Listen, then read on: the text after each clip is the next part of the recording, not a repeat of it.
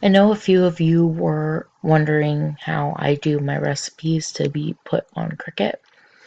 So I'm going to do a little quick video on showing on how I do it. How I do mine to get them as smooth as they look, I use Photoshop Elements. Now they do have a free trial, but it is a little pricey. It's, I think, $100.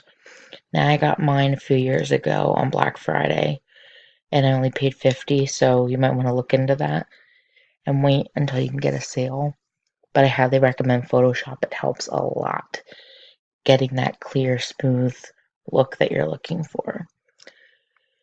So what I do is for this example, I just pulled a handwritten recipe from Google. You're going to put it in, and you'll see background layer here. Now, this is the most important step. You're going to go layer, new, layer. Okay? You can name it whatever. I'm going to name it recipe. You want to make sure that's above. Now you're going to want to make sure it's selected. You'll be able to see it selected, that it's highlighted. That's very important for the next step. So what you're going to do, you're going to make sure your black color is selected down here on the top. Okay, that it is. Zoom in as close as you can. Okay.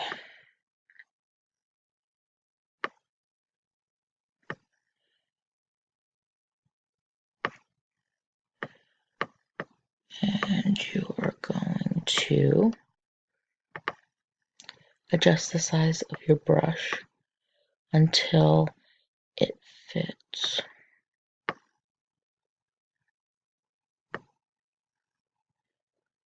The width of the words well. So I think I'm going to go with 1 pixel. Just a little more. Okay, now what you're going to do is simply start tracing the letters with your mouse.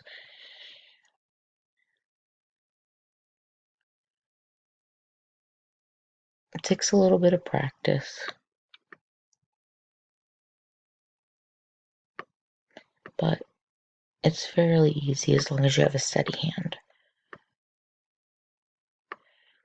I know a lot of people will just put them in like an SVG creator or on just clean them up in Design Space, but in my opinion, every time I've tried to do that, you don't get that smooth handwritten look that you're looking for a lot of times, especially with recipes, because a lot of times they're old and discolored or tattered from age. And by doing it this way, I find that you don't lose that handwritten look. You don't sacrifice it.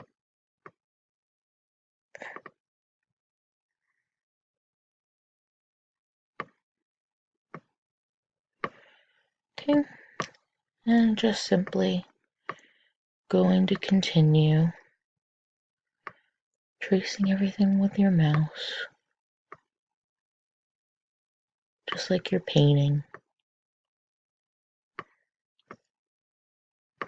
I've tried doing it on paint, it does not work.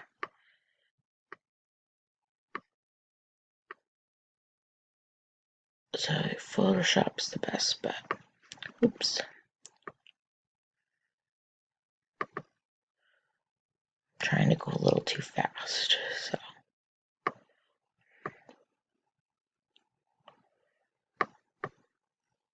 Oh yeah, it is a little time consuming, but if you're doing it especially for a gift, to me it's worth it to have that more professional looking end result.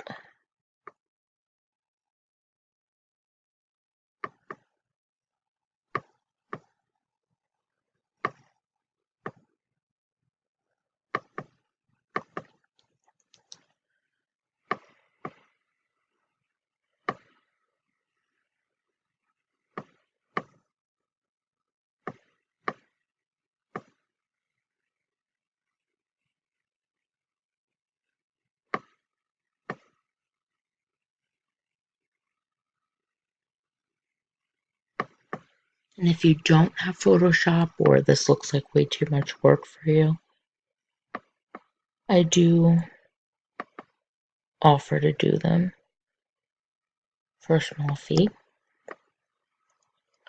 I'd be happy to. So just comment below or message me.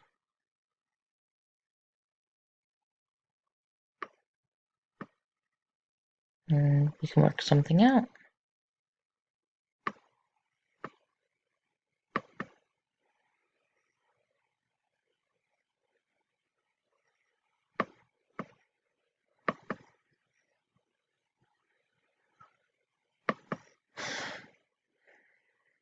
Alright, I'm going to pause here until I'm done with this, and then we'll pick back up for the next step. Okay, I just finished up tracing. So now what you're going to do is, how this is selected now, you're going to click on background and delete. That will leave you with just what you traced. So you're going to save that. I'll just save it as a JPEG.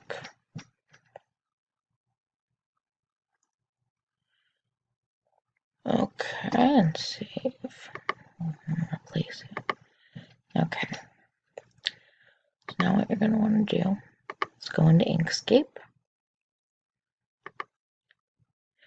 Bring in that file you just made.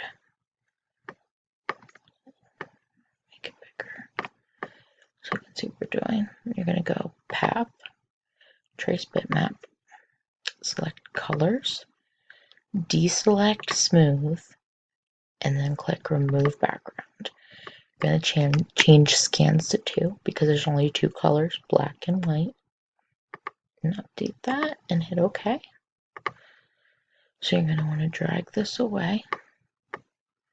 You can tell this is your old one because you can't see through it. And this is your new one because the backgrounds are moved. And then once you save this as an SVG,